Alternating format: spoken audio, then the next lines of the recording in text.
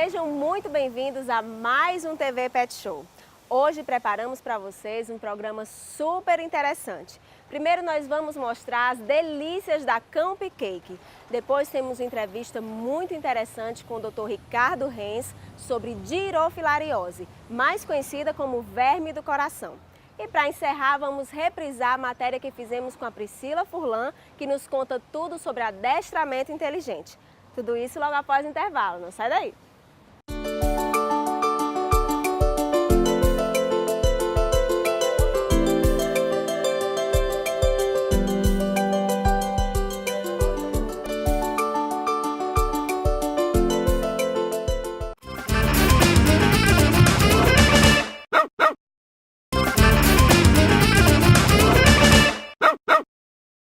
Gente, vocês sabiam que hoje em dia você pode fazer a festa de aniversário do seu bichinho de estimação e ele pode comer do bolo ao docinho de maneira saudável? Eu estou aqui com a Denise Falcão, que é uma das proprietárias da Camp Cake, e ela vai nos contar tudo isso. Denise, o que é a Camp Cake? A Camp Cake é uma empresa especializada em festas de aniversário para cães e gatos. A gente trabalha com produtos naturais, sem conservantes, e escolhemos ingredientes funcionais que todos eles podem comer com segurança. É diferente a festa para o cão e para o gato? Sim, nós temos uma linha especial de alimentos para os gatos, bolo, bolinha de peixe, bolachinha de atum, que nós fazemos especialmente para os felinos. Então, os ingredientes, eles são os mesmos que fazem as coisas para a gente, para o humano, é feito para o cão e para o gato? Sim, nós usamos legumes, frutas, farinha de arroz sem glúten, usamos amaranto, alfarroba, quinoa. São ingredientes, na maioria das vezes, funcionais e que levam muita gostosura e saúde também para os animais. E como é que funciona? Eu vi que vocês fazem festa tanto para pouca gente como para muita e muitos animais também. Tem uns kits, né? Nós temos kits festa para festinhas com 2 convidados e festas até 40 convidados. Nós temos kits para todos os tamanhos. Nossos kits, eles são compostos por bolo, brigadeiro, biscoitos e nós decoramos o bolo com o tema da festa também, com as fitinhas coloridas, fica muito bonito. Temos conchinhas, quibes, pão de queijo e fazemos também lembrancinhas, a papelaria personalizada, tudo para deixar a festa com a cara do aniversariante. Denise, eu vou te confessar que eu já fui para um aniversário que tinha tudo da Camp Cake e eu comi tudo, todos os bolo, docinho, tudo eu comi que era para os cachorros, eu comi. Agora deixa eu te perguntar, já teve um animal mais inusitado, sem ser cão ou gato? Nós já fizemos o aniversário de porquinhos e também tem algumas calopsitas que gostam muito dos nossos biscoitos. Ai, que legal! Agora é importante falar do selo de qualidade, né? Que vocês são as únicas do Norte e Nordeste que possuem, né? Exato. Isso. A Camp Cake é a única empresa do Norte e Nordeste que conseguiu o registro junto ao Ministério da Agricultura e Pecuária. O selo, ele garante que nossa produção é feita obedecendo todos os critérios legais de higiene e de boas práticas de fabricação. E agora vocês não só aniversário, vocês vão entrar também nos pet shops com os produtos de vocês. Exato, né? isso é até uma exclusividade para vocês. A gente não divulgou ainda, mas nós temos uma linha de prateleira que até o começo de abril vai ser lançada para ser comercializada em todos os pet shops. É uma forma da Camp Cake estar mais perto dos nossos clientes. Vocês vão atender Ceará ou vão Brasil todo? Nós vamos atender o Brasil inteiro. Que coisa boa, Denise. Agora fala, por favor, as redes sociais e como encontrar para fazer a festinha. Você pode entrar em contato com a gente no Instagram, que é Instagram Camp Cake, no Facebook, /Camp Cake, ou no nosso WhatsApp, que é o 99912-5945. Denise, muito obrigada pela sua simpatia. E olha, no próximo bloco a gente tem uma matéria muito interessante com o Dr. Ricardo Renz sobre girofilariose, mais conhecida como verme do coração. Não sai daí!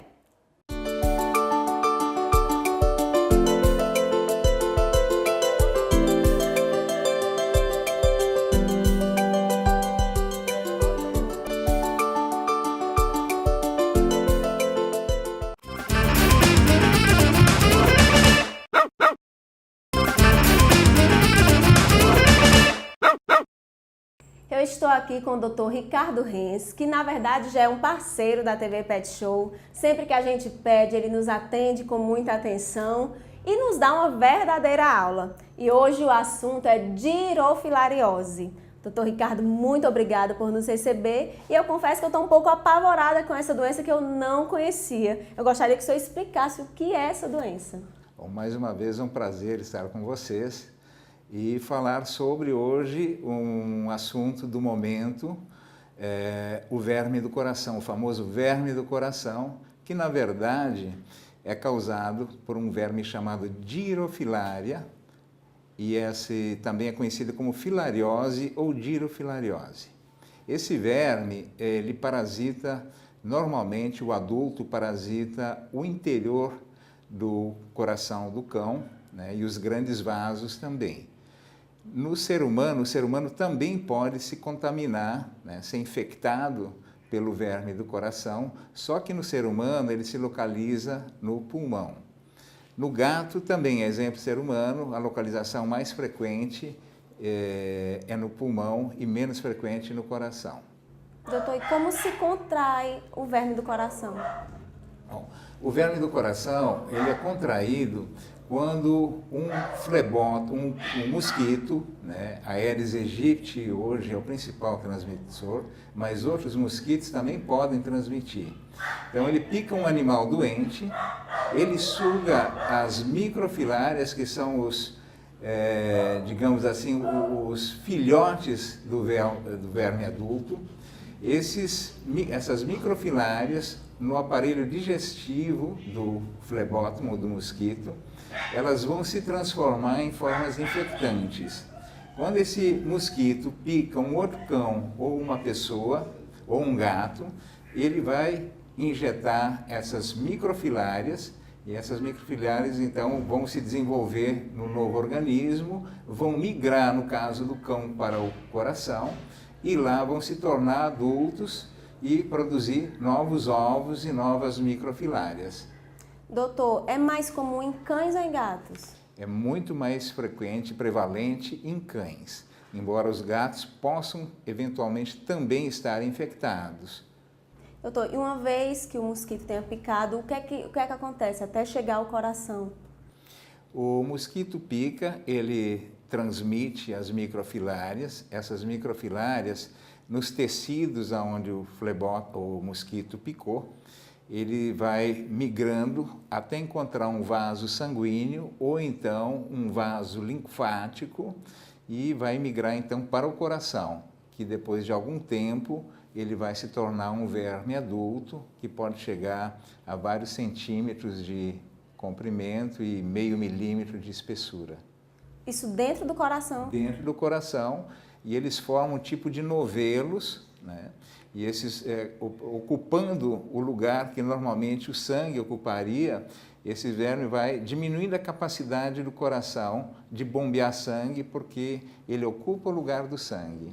Doutor, e quais os sintomas? Como é que eu em casa posso me atentar para saber se o meu cachorro, o meu gato está com essa doença? Bom, sintomas são variados, mas basicamente uma intolerância ao exercício, né, por causa da deficiência. Normalmente o coração começa a se tornar cada vez menos eficaz, então o animal não quer mais brincar, né, tem tosse com frequência, qualquer esforço ele logo fica com falta de ar, com a língua roxa, pode ter desmaios, né, síncopes. Então os sintomas são mais os sintomas de insuficiência cardíaca. E quais são os exames que são feitos para descobrir? Bom, existem vários exames, né? Inclusive o próprio ecocardiograma vai mostrar as filárias adultas dentro do coração, mas o que mais se usa na rotina clínica são testes sorológicos que são rápidos, né? São os testes ELISA, e são relativamente, pode ser feito dentro do consultório, e outros exames mais sofisticados, né, como antígenos, PCR, mas na clínica hoje nós usamos esses testes rápidos que são bastante precisos no diagnóstico, e quando se tem dúvida se pede um ecocardiograma que vai mostrar ou não os vermes no coração. Doutor, e o tratamento? Bom, o tratamento é bastante complicado, porque uma vez esses vermes dentro do coração, se eles morrerem, eles podem provocar obstrução de artérias, inclusive provocar a morte por embolia.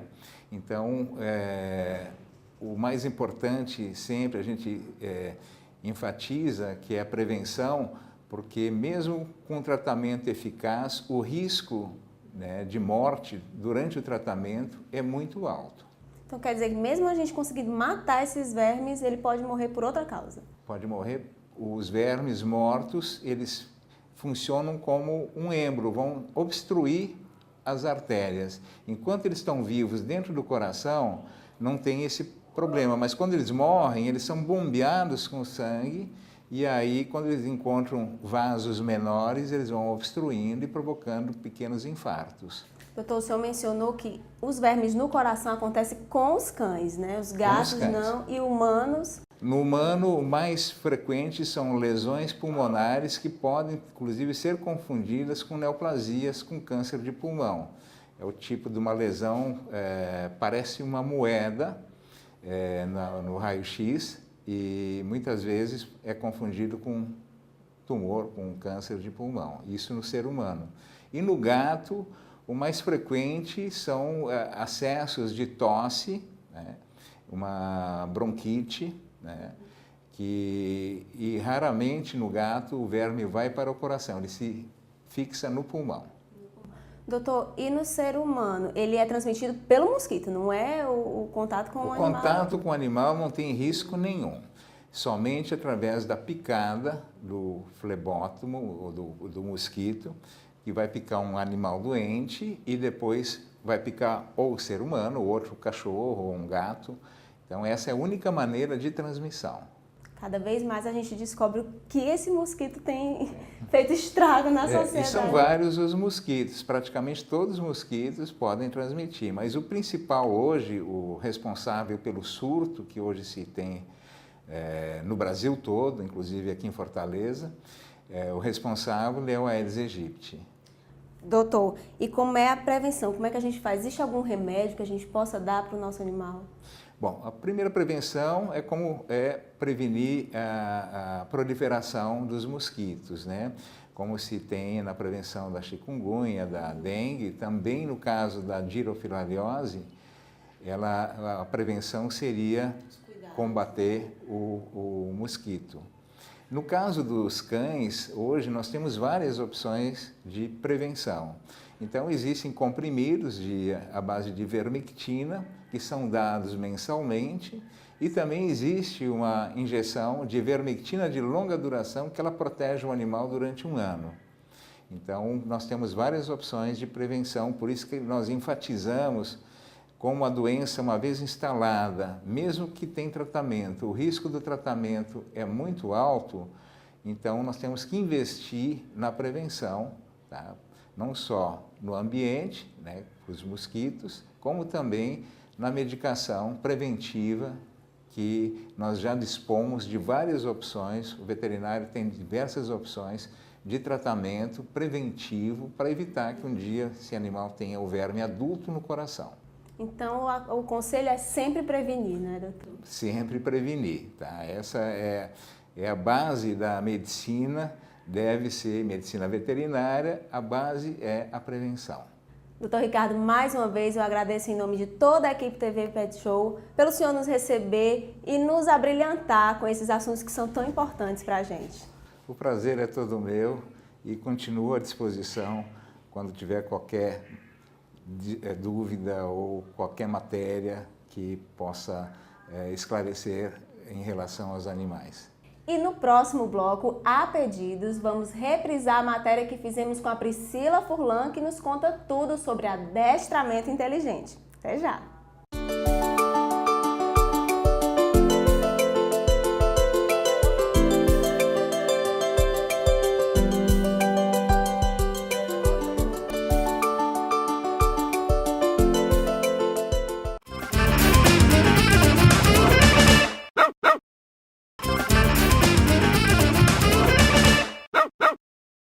Estou aqui com a Priscila Furlan, que é adestradora da empresa Cão Cidadão. Priscila, muito obrigada por nos receber. A minha primeira curiosidade é como funciona o treinamento e a empresa Cão Cidadão. Bom, prazer. Obrigada pelo convite, Catuxa. A Cão Cidadão ela é a empresa do Alexandre Rossi. Dr. Pet, né, da estopinha. E ele com essa necessidade que ele já era comportamentalista, né, fez zootecnia, só que ele, com essa necessidade dele querer abranger o maior número de casas e fazer esse relacionamento entre famílias e seus pets melhor, ele teve a ideia de criar essa empresa de adestramento. Então a Cão, a gente é franqueados, né? Então a gente passa por um processo, o processo gira em torno de uns 8 meses, são fases que a gente vai passando. Né, tem a fase do estágio, que é muito bacana, que você fica em São Paulo acompanhando os franqueados mais experientes. Né, e a gente vai fazendo e depois treina um animal para a sua prova. Que no caso foi a Cora, que ela já tinha 5 anos quando eu treinei, né, e não fazia quase nada. Então depois ela aprendeu tudo com 5 anos. E a gente apresenta no final e passa o último estágio. É uma prova teórica, né? Falando sobre o que seria o adestrar, né? O que seria o adestramento inteligente, né? Como que a gente utiliza. E daí você apresenta, faz como se fosse uma apresentação mesmo, e aí você tem a autorização para começar a atender. E aqui no Ceará eu sou a única representante da equipe. Priscila, deixa eu te perguntar uma coisa. As pessoas devem te procurar a maioria das vezes para adestrar cães, mas você adestra outros tipos de animais? Pode, sim. Como você disse, realmente a procura maior sempre é cão. Gatos tem depois logo em seguida, mas você pode adestrar coelho, hamster, peixe, tudo você tem, cavalo, peixe também. Aí tudo com essa coisa da recompensa mesmo, né? Tentando fazer com que ele tenha o prazer de te dar o que você está pedindo. E existe mesmo essa história de que tem raças que são mais propensas, que vão ser adestradas mais facilmente, ou não tem isso? Existe. Tem algumas raças que são muito mais fáceis, mais inteligentes. Border Collie, né, é um típico de considerado a raça mais inteligente mesmo, mas você consegue adestrar todos os tipos. Né? Você tem Você precisa analisar qual vai ser o que vai estar motivando o animal. Por exemplo, se eu estiver treinando um Border Collie, ele vai se motivar muito mais por brinquedos, vai ser uma coisa muito mais dinâmica. Né? Um cachorrinho mais tranquilo, como uma raça do Pug, que por acaso é considerado uma das raças menos inteligentes, né? Mas a gente consegue muito fácil devido ao grande interesse pela comida que ele tem. Pela recompensa. Pela recompensa. Então a gente usa, para ele, é muito mais fácil a gente usar a comida como recompensa. Então a gente consegue capturar bastante comandos nessa linha, né? Então isso que a gente precisa analisar. O que está sendo interessante para o animal naquela hora. A gente conseguir pegar o que ele realmente está querendo, ele vai te dar a resposta que você está procurando. Ele vai fazer. Se eu quisesse ensinar só um senta, às vezes é mais difícil, alguns animais já respondem super rápido, outros você vai capturando os movimentos. Então, por exemplo, eu estou ensinando o senta para eles, né? Se eu estou no começo, eu vou induzir. O induzir seria o quê? Eu estou dando um petisquinho e ele está me obedecendo, levando o petisquinho, seguindo o petisco. Né? Então, a hora que ele encosta o bumbum, vem cá, Cora. É que ela já está sentada, vou fazer o deito. A hora que ela deita, eu libero. Tem cachorrinho que a gente faz de cara, assim, ele já vai responder. Tem outros que é mais difícil. Então, eu tenho que ir mais devagarzinho. Eu vou recompensar cada baixada, por exemplo, no deita. Cada baixadinha que ele der, eu vou recompensar. Para ele entender que é aquele movimento que eu estou querendo. Então, isso difere de um animal para o outro. Né? Tem uns que eles vão te dar, tem uns que eles já fazem o comportamento antes de eu transformar em comando. Eu só vou capturar, que é o que a gente chama. Né? Então, ele me dá o comportamento, por exemplo, o cachorrinho que já senta sem pedir nada. Eu vou só introduzir o comando gestual e o comando verbal para ele me dar o comportamento que eu quero. Né? Mas ele já faz. Tem outros que não sentam. Então, a gente vai devagarzinho, até... Então, ele abaixa um pouquinho, eu já recompenso. Abaixa mais um pouquinho, eu recompenso, até ele encostar mesmo no chão. Então, essa difere nesses quesitos. Mas isso é o que vocês chamam de adestramento inteligente? É a necessidade de cada animal? Isso. O adestramento inteligente, a gente tem que focar muito nisso. na necessidade do animal. O adestramento inteligente foi desenvolvido pelo Alexandre, é baseado no reforço positivo, né, que seria o quê? A gente recompensa o animal pelo comportamento que a gente quer. Né? Então, ele sente o prazer em te dar esse comportamento porque ele vai ser reforçado, né? Ele vai ser recompensado. E quanto mais recompensado positivamente ele for, mais ele tem vontade de te dar esse comportamento. E isso a gente pega até, não só em comandos, mas se eu estiver querendo trabalhar com ele comportamentos mesmo. Né? Tipo, o meu cachorrinho não está fazendo xixizinho no lugar certo, meu cachorrinho late demais, né? Ele não consegue lidar com outro animal em casa. Então, eu vou usar o reforço positivo também nessas situações. Eu vou tentar, por exemplo, ele está apresentando algum comportamento que eu não queira. Eu vou tentar dar uma esquecida naquele comportamento, forçar ele me dar o comportamento que eu quero e reforçar esse comportamento. Por exemplo, ele não consegue chegar próximo de um animalzinho, de um outro cachorro, né?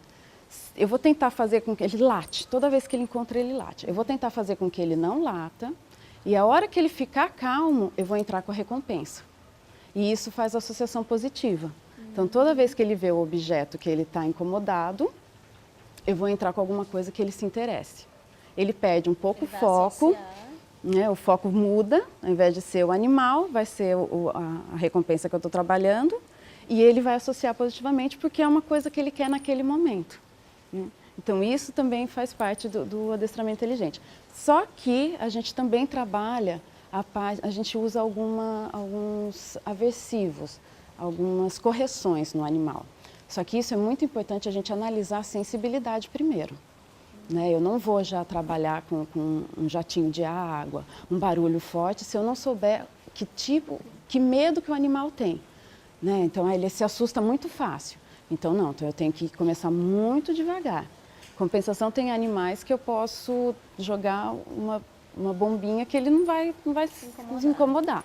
Então, isso a gente trabalha muito primeiro. Vamos perceber a sensibilidade de cada animal, para depois entrar. Porque no adestramento inteligente a gente usa os dois. A gente usa muito mais o reforço positivo, lógico, mas tem casos que eu preciso usar que seria a punição positiva. Eu usar alguma coisa. Isso. O que as pessoas, era exatamente sobre isso que eu ia te perguntar. A procura maior é por pessoas que querem só que o cão seja adestrado, aprender alguns comandos, ou é pela questão de comportamento, de adaptação? Hoje em dia, mais comportamento, sem dúvida. É difícil eu ter, né, uma procura de, eu queria que o meu cachorrinho aprendesse a sentar, pular, fingir de morto. Não, te procuram pelo comportamento. Hoje em dia tá mudando um pouco. As pessoas estão procurando a gente quando, por exemplo, acabei de chegar com um filhotinho em casa. Então, ao invés de eu esperar o filhotinho começar a dar alguns comportamentos, eu já vou trabalhar com ele desde já.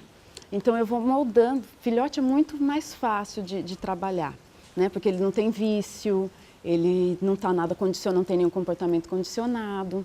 Então, eu vou trabalhando, eu que vou moldando o que eu quero dele. Né? Então, eu vou ensinar, lógico, é difícil ensinar o xixizinho de primeira? Às vezes é.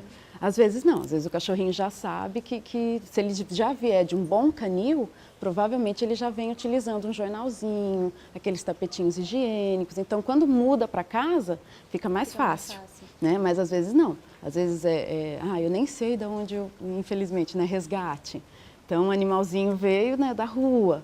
Então, a gente tem que trabalhar, tem que ensinar para ele, né, que eu vou usar um jornalzinho, vou usar isso. E qual é a idade que eu posso começar a adestrar? O indicado seria 2 meses, 60 dias, né? Até aí não tem. Não tem? Não. Eu posso pegar um cãozinho idoso e ele vai aprender tudo direitinho? Pode. Né? Como eu te falei, a Cora eu comecei a treinar ela com 5 anos. Né? Então, e é uma moça comportada. Tá bem que não tá me fazendo passar vergonha, não. Então, como eu te disse, com um filhotinho acaba sendo mais fácil. Se eu pegar um cão mais adulto, às vezes, por exemplo, latido, ele não pode escutar nada que ele late. Faz 3 anos que o meu cachorro tem esse comportamento. Então, eu vou demorar, está muito condicionado no animal. Então, eu vou demorar um pouquinho mais para ter uma resposta contrária. E eu vou precisar trabalhar em cima disso. Né? Então, às vezes, a resposta demora um pouquinho mais.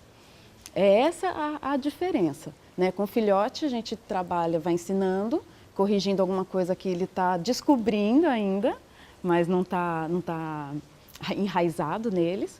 E com adultos, às vezes, ele já tem esse vício, né? Então demora acho que a principal diferença seria essa, mas dá, com paciência, principalmente persistência, né?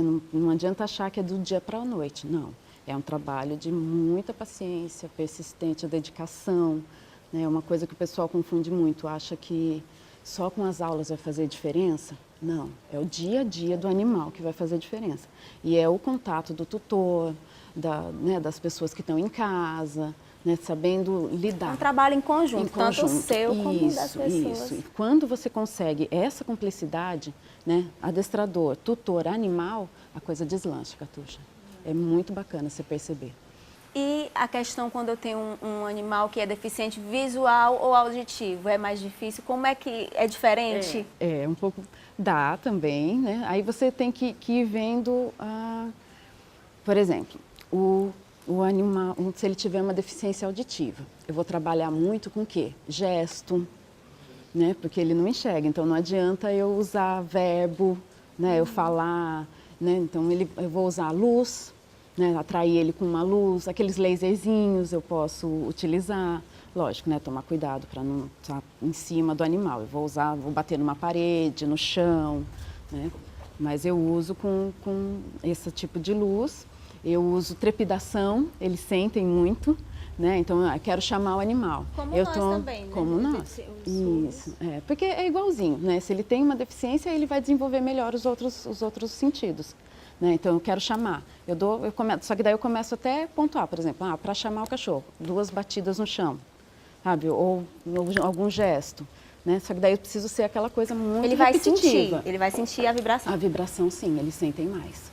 Se for né, a deficiência visual, eu vou usar algum cheiro, eu posso trabalhar, né? Aí eu já vou usar mais som, para ele sentir. Se eu estou numa casa, né, aquele animalzinho, o que acontece muito? O animal chega numa idade, ele vai perdendo a visão, catarata, né,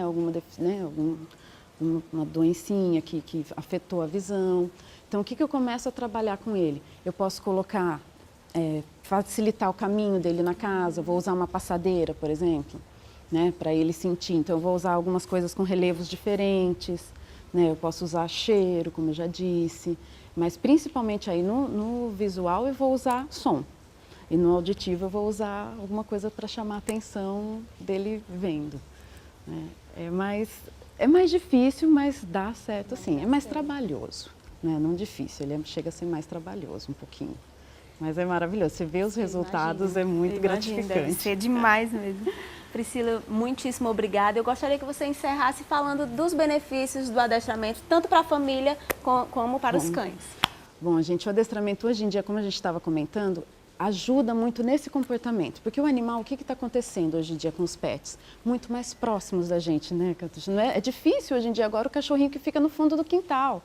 Não, ele está cada vez mais próximo. Eu posso levar para uma praia, eu posso levar para um restaurante, eu posso levar para o shopping, né, que está muito tá em alta hoje em dia. Então, o que eu quero? Eu quero um cachorro comportado e eu quero um cachorro que ele fique bem equilibrado em qualquer situação.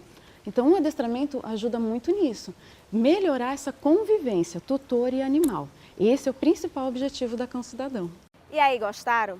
Vocês viram como foi interessante a matéria que nós fizemos com o Dr. Ricardo Renz? Então, fica aí a dica para a gente vacinar os nossos cães para evitar o verme do coração. E o nosso programa está chegando ao fim, mas dá tempo de eu deixar aquele recadinho. Quer rever uma matéria ou tem uma sugestão? Entre em contato com a gente. Quer que o seu bichinho de estimação apareça aqui no Meu Pet é Lindo? Faz uma foto ou vídeo e manda para o nosso WhatsApp. E não esquece, o nosso encontro está sempre marcado todos os sábados às 9h30 aqui na TV Ceará. E com reprise todas as quintas às 13 horas. Um abraço e até lá!